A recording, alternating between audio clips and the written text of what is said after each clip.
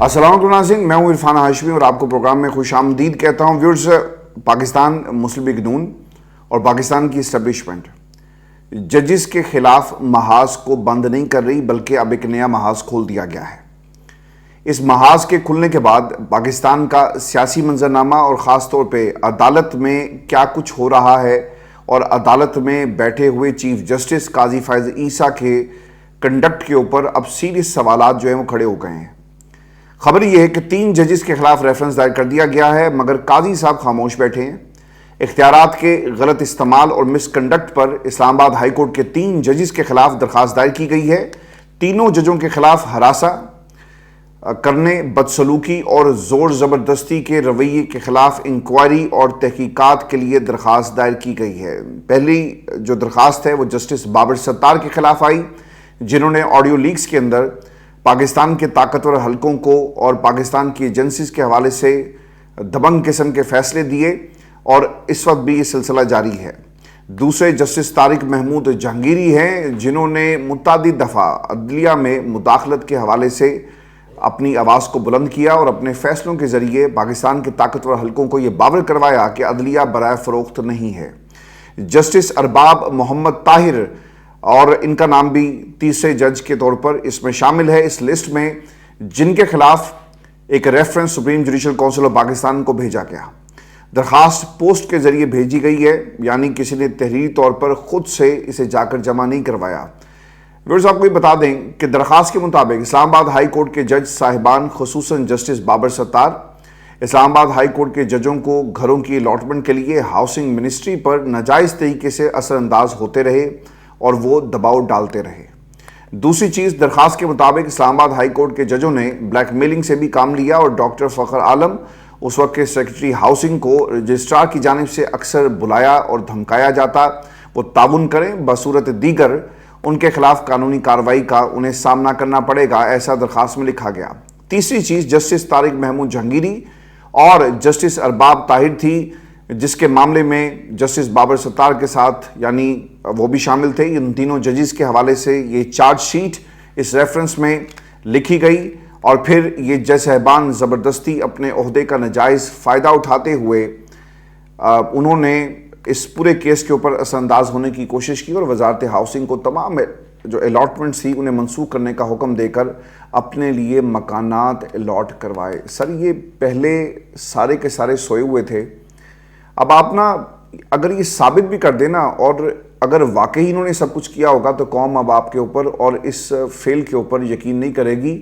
اگر قوم کے سامنے بھی یہ سب کچھ ہو رہا ہو، لائیو کرپشن ان کی دکھائی جا رہی ہو، تب بھی قوم اس پر یقین نہیں رکھے گی، کیونکہ آپ نے جسٹس جہانگیری، بابر ستار اور پھر اس کے علاوہ دیگر ججز نے جو آپ کے خلاف آواز اٹھائی، جو عدلیہ میں مداخلت ہو رہی تھی اس کے خلاف آپ نے آواز اٹھائی۔ اگر اب آواز اٹھانے کا صلہ آپ اس طرح دیں گے تو قوم یقین نہیں کرے گی، بلکہ قوم آپ کو ہی جھوٹا کہے گی۔ اس سے پہلے ویورز، جسٹس جہانگیری کے خلاف جعلی ڈگری کے حوالے سے کیمپین چلائی گئی۔ اب سپریم جوڈیشل کونسل میں یہ درخواست دائر کی گئی۔ جسٹس طارق محمود جہانگیری پر مبینہ طور پر جعلی ڈگری کے الزام لگائے گئے، اور کئی گھنٹے ہو چکے ہیں، ابھی تک اسلام آباد ہائی کورٹ کی طرف سے کوئی وضاحت جاری نہیں کی گئی، کیونکہ اس سے پہلے اطہر من اللہ جب یہ گرین کارڈ کا معاملہ تھا نا آپ کے بابر ستار صاحب کا، تو اس وقت انہوں نے باقاعدہ طور پر رجسٹرار اسلام آباد ہائی کورٹ کی طرف سے یہ ڈیٹیل سامنے آئی، اور یہ کہا گیا کہ اس حوالے سے اطہر من اللہ کو پہلے سے بریف کیا گیا اور یہ بات ان کے علم میں ہے۔ آپ کو یاد ہوگا کہ پگڑیاں اچھالنے کا معاملہ، فٹ بال بنانے کا معاملہ فیصل واڈا نے اٹھایا، اور پھر انہوں نے خط لکھا جس کا جواب رجسٹرار ہائی کورٹ کی طرف سے دیا گیا کہ ان کی شہریت، جس کے حوالے سے پہلے ہی اسلام آباد ہائی کورٹ کے پاس ڈیٹیل موجود ہے۔ ایسا نہیں ہے کہ ان کے پاس شہریت ہے، بلکہ گرین کارڈ تھا، لیکن وہ عدالت کو اس سے پہلے آگاہ کر چکے ہیں۔ ویورز، اس سے پہلے جسٹس میاں گل حسن اورنگزیب وضاحت دے چکے، جسٹس بابر ستار شہریت کے حوالے سے وضاحت دے چکے، جسٹس محسن اختر کیانی نے وضاحت کی بجائے کہا کہ سپریم جوڈیشل کونسل میں کمپلینٹ جس نے ڈالی ہے وہی ثابت کرے۔ پہلے اسکروٹنی کیوں نہیں کی گئی، یہ انتہائی اہم سوال ہے۔ جب آپ ججز کی تقرری کرتے ہیں نا، تو ایک پروسیجر ہے، یعنی اس کا کنڈکٹ کیسا ہے، اس کے حوالے سے کوئی ریفرنس یا پھر کوئی درخواست کسی عدالت کے اندر زیر سماعت تو نہیں ہے۔ کیا اس سے کرپشن کے کسی کیس کے اندر اس کے خلاف کوئی کارروائی ہو رہی ہے پاکستان کے کسی ادارے کے اندر. اور پھر یاد رکھیے گا کہ پاکستان کی جو ایجنسیز ہیں وہ ججز کے حوالے سے اپنی رپورٹ مرتب کر کے اسے باقاعدہ طور پر لا منسٹری کو جمع کروایا جاتا ہے. اور پھر ہوتا کیا ہے, پھر کسی جج کو جج کی کرسی پر بٹھایا جاتا ہے. طارق محمود جہانگیری نے 1991 میں وکالت کی ڈگری حاصل کی, وکالت کرتے رہے, ایڈوکیٹ جنرل اسلام آباد رہے, پھر اسلام آباد ہائی کورٹ کے جج بنے, مستقل ہو گئے, لیکن اس دوران ان کی ڈگری کی تصدیق نہ ہو سکی. سپریم جوڈیشل کونسل کو عدلیہ میں مداخلت کا خط لکھنے اور دیگر اہم مقدمات پر فیصلہ دینے کے بعد 6 میں سے 4 ججوں کے خلاف مختلف ریفرنسز آ گئے. جسٹس جہانگیری کا قصور کیا تھا؟ جسٹس طارق محمود جہانگیری نے 2 مئی کو اسلام آباد کے 3 حلقوں کے فارم 45 طلب کر لیے تھے, اور اگر نہ جمع کروایا گیا تو اس کے حوالے سے انہوں نے سنگین نتائج کی بات بھی کی. یہ ان کا قصور ہے. اب دوسری جو چیز ہے نا, وہ 11 مئی کو اسلام آباد میں وکلا سے خطاب کرتے ہوئے انہوں نے یہ کہا تھا کہ جج آزاد نہیں بلکہ قیدی بنے ہوئے ہیں, اور انہیں اب اس قید خانے میں ڈالنے کی تیاری کی جا رہی ہے. جو جسٹس قاضی فائز عیسیٰ, جو بطور قاضی وقت نہیں اور یا اپنی عدالت کے جج اور سپریم کورٹ آف پاکستان کے جج کی حیثیت سے نہیں بلکہ ایک جیلر کی حیثیت سے اس وقت ایکٹ کر رہے ہیں, اور تمام ہیروں کو ایک جیل میں, یعنی جو ان کی اپنی بنائی گئی جیل ہے جہاں پہ ریفرنسز ہیں, جہاں پہ جھوٹ کا پھلندہ ہے, جہاں پر الزام تراشی ہے, اس جیل میں پھینکنا چاہتے ہیں. جج آزاد نہیں ہیں بلکہ قیدی بنے ہوئے ہیں. یہ ان کا جملہ پاکستان کی سیاسی اور عدالتی تاریخ میں ورز ہمیشہ لکھا جائے گا. اب جو اگلی چیز ہے وہ ہے 21 مئی کو لارجر بینچ کے سربراہ کے طور پر عمران خان کے خلاف ٹیریان وائٹ کیس ناقابل سماعت قرار دیا. یہ بھی ان کی غلطی تھی. کیس ناقابل سماعت قرار دینے کے بعد 23 مئی 2024 کو 1991 میں حاصل کردہ ڈگری کی تصدیق کے لیے ایک عام آدمی نے درخواست دی, اور یونیورسٹی نے 1.5 ہفتے میں ڈگری جعلی ہونے سے متعلق جوابی خط بھی لکھ دیا, جس خط کے مطابق ڈگری جعلی ہے. کیا یہ صرف اتفاق ہے؟ ججز کا جرم کیا ہے؟ اعلیٰ عدلیہ کے جن 5 معزز ججز, جن میں جسٹس ملک Shahzad Ahmad Khan, justice Mohsin Akhtar Kayani, justice Tariq Mahmood Jahangiri, justice Babar ستار اور جسٹس ارباب محمد طاہر کے خلاف سپریم جوڈیشل کونسل میں ریفرنسز دائر ہوئے. ان کا سنگین جرم عدالتی امور میں ایگزیکٹو کی مداخلت تسلیم نہ کرنا تھا. یہ ان کا الزام ہے جو ان کے اوپر آپ نے لگایا.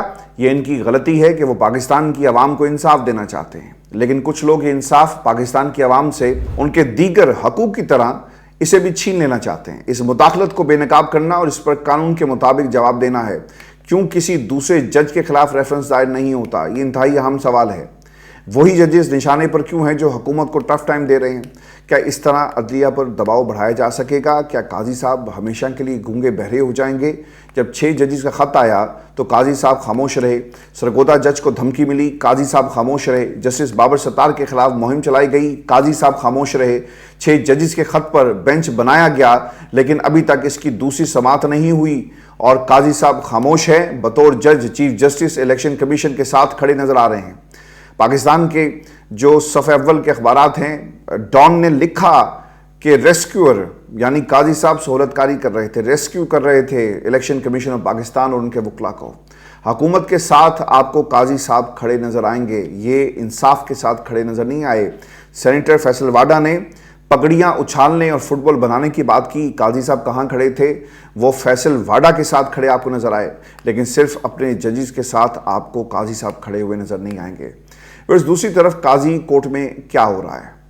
سپریم کورٹ میں زیر التوا مقدمات کی 30 جون تک کی تفصیلات سامنے آئی ہیں. سپریم کورٹ میں 58,479 مقدمات فیصلوں کے منتظر ہیں.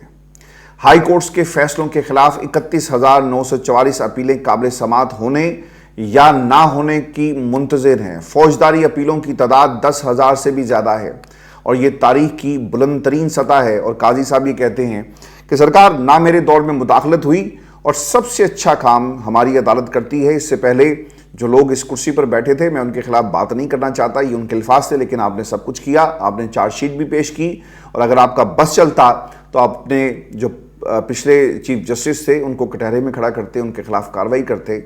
قاضی صاحب بار بار یہ باتیں کر رہے ہیں, لیکن ان کی عدالت ان کا اپنا گھر یعنی ان کا اپنا قبلہ درست نہیں ہے اور اسے درست کرنے کی ضرورت ہے، لیکن اب شاید دیر ہو گئی، 4 مہینے سے بھی کم وقت رہ گیا، اب قاضی صاحب کے جانے کا وقت ہے اور جاتے جاتے وہ کچھ لوگوں کو بھرپور طریقے سے اس نظام کا بینیفیشری بنانا چاہتے ہیں۔ اور ویورز آپ کو یہ بھی خبر دے دیں کہ عمر ایوب کا استعفیٰ نامنظور کیا گیا ہے خان صاحب کی ہدایات کی روشنی میں، اور بیرسٹر گوہر نے سیکرٹری جنرل عمر ایوب کا استعفیٰ منظور نہ کرنے کا اعلان کیا۔ بیرسٹر گوہر نے عمر ایوب کو ہدایت کی ہے کہ وہ بطور مرکزی سیکرٹری جنرل خدمات اپنی جاری رکھیں۔ تحریک انصاف میں گزشتہ ہفتے اچانک اختلافات شدت اختیار کر گئے اور یہ جو لہر آئی تھی اسے دبانے کے لیے خان صاحب نے ان تمام لوگوں کو اڈیالہ جیل بلایا، لیکن جہاں سے یہ سازش شروع ہوئی تھی دوبارہ سازش کی گئی اور ان لوگوں کو عمران خان سے ملنے کی اجازت نہیں دی گئی۔ اگر اختلافات خان صاحب مل لیتے تو یہ اختلافات دور ہو جاتے، لیکن یہ واضح ایک پیغام ہے تمام لوگوں کے لیے کہ انہوں نے کس طرح بیہیو کرنا ہے۔ میں بھی آپ کو یہ خبر دے دوں کہ عمر ایوب کو پیشی کے موقع پر کارکنان نے جہاں پہ پاکستان تحریک انصاف کے کارکنان تھے انہوں نے گھیرا تھا، اور اس کے بعد عمر ایوب نے سیکرٹری جنرل کے عہدے سے استعفیٰ دیا، اور ان کے فوری بعد جنید اکبر نے بھی کور کمیٹی سے استعفیٰ دے دیا، اور سب کی ریزرویشنز یہ تھی کہ ہمیں خان صاحب سے ملنے نہیں دیا جاتا۔ پھر عمران خان سے ملاقات طے تھی لیکن ملنے نہیں دیا گیا، اور اگلے دن القادری ٹرسٹ کیس کی سماعت ہوئی اور عمران خان نے یہ کہا کہ آپ آپس کے اختلافات ہر حال میں ختم کریں اور اسے دنیا کے سامنے آپ نے نہیں رکھنا۔ اب اس کے بعد اس پوری اسٹریٹجی اور خان صاحب کی ہدایت کے مطابق لوگوں کے اختلافات اب گھر میں رہیں گے، یہ ہدایت ہے، اسٹینڈنگ آرڈرز ہیں، اور اگر کوئی اس پر عمل نہیں کرے گا تو یقیناً اس کے خلاف جو ہے وہ کارروائی بھی ہو سکتی ہے۔ میں ویورز آپ کو یہ بھی خبر دے دوں کہ پاکستان کی جو پارلیمان ہے یہاں پر عوام کے حقوق کی بات ہونی چاہیے، قوانین کی بات ہونی چاہیے، آئین سازی قانون سازی کی بات ہونی چاہیے، آئین سے عام آدمی کس طرح فائدہ حاصل کر سکتا ہے، عوام کے لیے قوانین آپ بنائیں۔ اور جو کمیٹیز ہوتی ہیں وہ یہ خیال رکھتی ہیں کہ اگر کوئی ڈپارٹمنٹ یا پھر کوئی منسٹر یا پھر کوئی آرگنائزیشن صحیح طرح کام نہیں کر رہی تو اس کے خلاف کارروائی کی جاتی ہے، لیکن حکمرانوں کی ترجیحات پاکستان میں یکسر مختلف ہیں، اور سینٹ کے ایک رکن نے یہ جو میں آپ کو خبر دینے جا رہا ہوں آپ کو پتہ لگ جائے گا کہ کوئی سنجیدہ نہیں ہے اس ملک کے اندر حکومت چلانے کے لیے، انہیں پاکستان کی عوام کا خیال نہیں ہے، انہیں صرف اپنے پیٹ کا خیال ہے، انہیں صرف اپنے پروٹوکول کا خیال ہے، انہیں صرف اپنے خاندان کے لوگوں کا خیال ہے۔ خبر ویورز یہ ہے کہ سینٹ کے رکن نے کمیٹی کے اجلاس کے دوران کہا کہ وہ ایک نہایت سماجی مسئلے کی جانب توجہ دلانا چاہتے ہیں۔ اب غور کیجئے گا کہ یہ کتنا سنجیدہ معاملہ تھا جس کی طرف ایک کمیٹی کے ممبر نے یہ معاملہ اٹھایا، توجہ دلوائی۔ سینٹ کی قائمہ کمیٹی برائے کابینہ ڈویژن کے اجلاس کے دوران سلیم مانڈی والا نے کہا کہ مسئلہ یہ ہے کہ اسلام آباد کی ایلیٹ سوسائٹی کے لیے قائم اسلام آباد کلب ایسی پالیسی رکھتا ہے جس کے تحت کسی بھی معزز رکن کی دوسری بیوی کو داخلے کی اجازت نہیں ملتی۔